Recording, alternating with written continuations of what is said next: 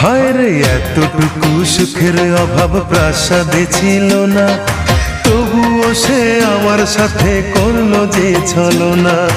একদিনে আমি মনের ভুলে গিয়েছিলাম দূরে, এসে দেখি প্রাসাদ আমার ছাই হয়েছে পুড়ে।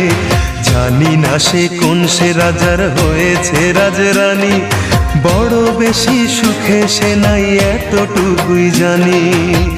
ভুল মানুষ ভালোবেসে জীবন আমার হলো শেষে ধুধু মরুভূমি।